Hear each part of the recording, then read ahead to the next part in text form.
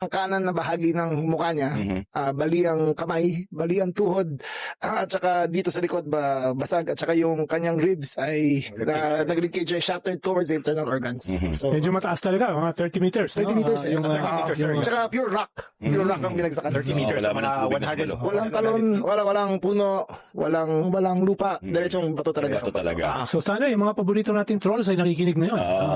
Yung mga conspiracy theorists dyan. Well, kung di sila naniniwala, pwede naman sila mag-volunteer. Yan. Tulak namin doon para makita nila. Kung pareho talaga lalabas doon, di ba? Be careful what you wish Oo, for. di ba? Kasi, Sek, pwede ba sumama dyan? Magtulak ikaw lang.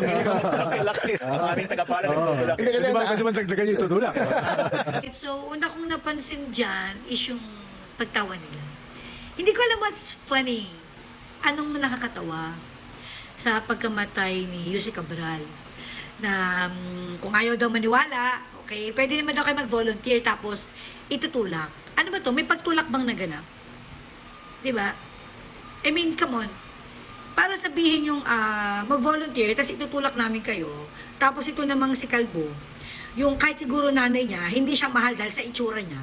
Yung di umano yung shota ni, what? Ni Virus Ceciliamas. Pwede bang dagdagan ang itutulak? Ano ba to? Tinulak ba? Kasi yung word na ginagamit yun, tinulak eh.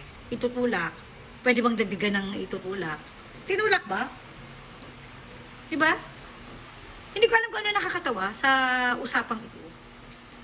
Diba? Yung respeto nyo sa pamilya ni Yusek Cabral na minsang kinasabwat nyo para pagkaperahan nyo ang DPWH.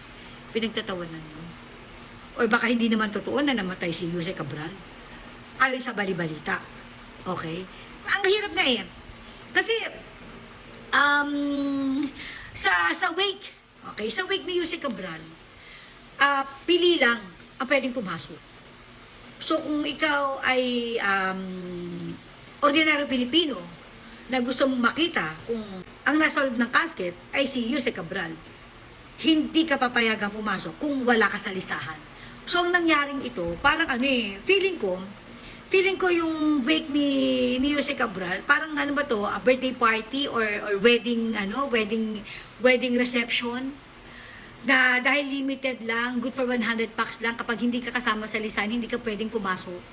Anyway, whether true or not, hindi nakakatawa. Okay? Yung nangyari kay Yusek Cabral. Tingnan nyo kung anong klaseng mga lalaki ko. Nakadiri yung mga, yung mga comments yung ganyan. Binalalama kayo. O yung mga paborito nating trolls dyan. My God. Hindi ba pwedeng manahimik pa samantala?